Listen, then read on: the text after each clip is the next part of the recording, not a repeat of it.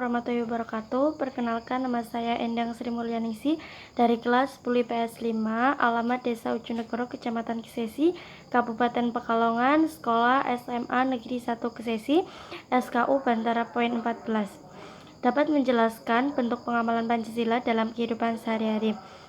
Pancasila. 1. Pengertian dari Pancasila. Istilah Pancasila yang pertama kali dapat dikemukakan sejak zaman Majapahit di bawah Raja Hayam Wuruk dan Patih Gajah Mada abad terdapat dalam buku Negara Kertagama karya Empu Prapanca. Arti kata Pancasila adalah ilmu dasar atau asas.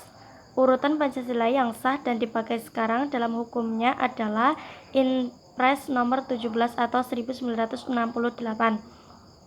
2. Fungsi dan peranan Pancasila. Pancasila diungkapkan dari dan merupakan pencerminan nilai-nilai luhur, jiwa dan kepribadian bangsa Indonesia menjadi jiwa dan pandangan hidup bangsa Indonesia.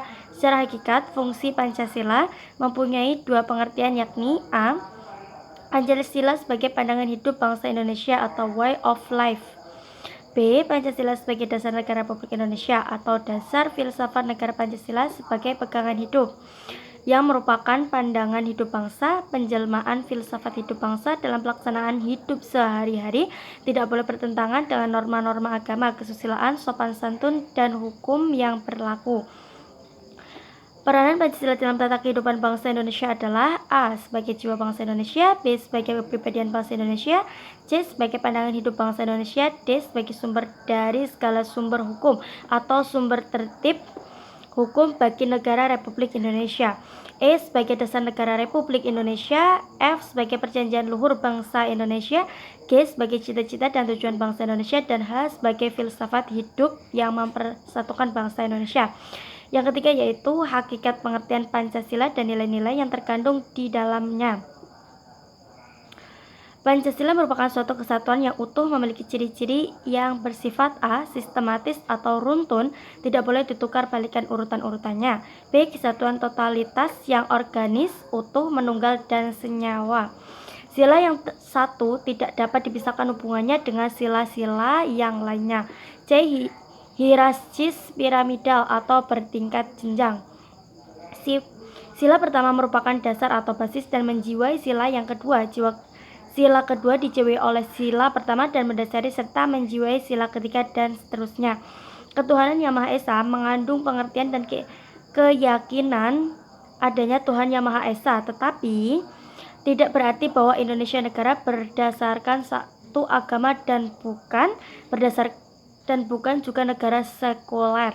Di Indonesia tidak boleh ada paham yang meniadakan Tuhan Yang Maha Esa atau ateisme, dan yang harus ada adalah Tuhan Yang Maha Esa dengan toleransi terhadap kebebasan untuk memeluk agama sesuai dengan keyakinan yang beribadah menurut agama dan kepercayaannya.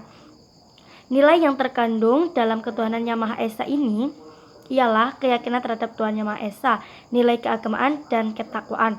Kemanusiaan yang adil dan beradab mengandung pengertian kesadaran sikap dan perbuatan manusia yang didasarkan kepada potensi budi nurani manusia dalam hubungan norma kebudayaan baik terhadap diri pribadi, sesama manusia maupun hewan.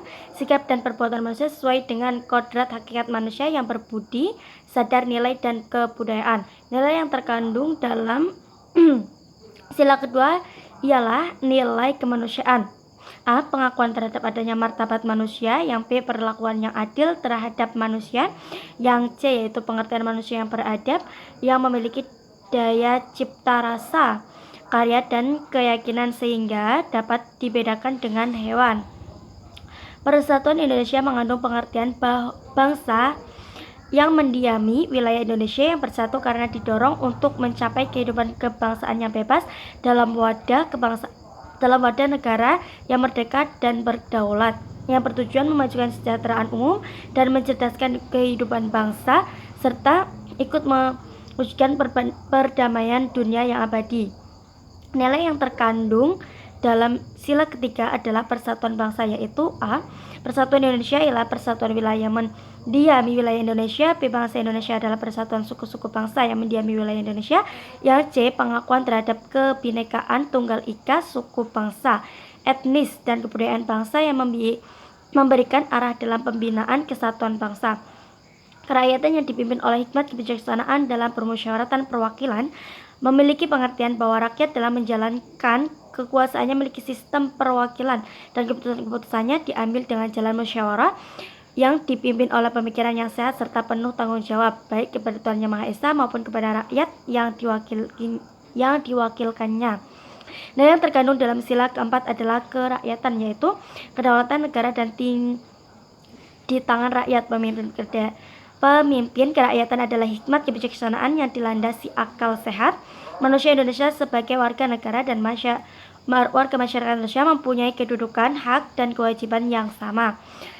Musyawarah untuk mufakat dicapai dalam permusyawaratan wakil-wakil rakyat. Keadilan sosial bagi seluruh rakyat Indonesia mengandung pengertian bahwa setiap orang Indonesia mendapat pengakuan yang adil dalam bidang hukum, politik, sosial, ekonomi, dan kebudayaan, mencakup adil dan makmur. Nilai yang terkandung dalam sila kelima adalah keadilan sosial, yaitu A. Perwujudan keadilan sosial dalam kehidupan sosial atau kemasyarakatan meliputi seluruh rakyat Indonesia. B. Keadilan dalam kehidupan sosial terutama meliputi bidang ideologi, politik, ekonomi, sosial, kebudayaan, dan pertahanan keamanan nasional. Yang C. Ciri-ciri masyarakat adil, makmur, material, dan spiritual yang merata bagi seluruh rakyat Indonesia.